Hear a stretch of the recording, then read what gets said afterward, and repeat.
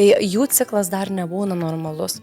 Užtrunka maždaug 4-5 metai, kol tas ciklas susinormalizuoja. Aš jau pasiekiau, kad būtų kas 21 dieną, reguliariai, kiekvieną mėnesį ir lytiniai santykiai prasidėjo. Ir vėl viskas atrodo nuo pradžių, vėl išsiderino ciklas. Gausus kraujavimas yra laikomas, kada mes maždaug 50 ml per dieną to kraujo užkraujuojam.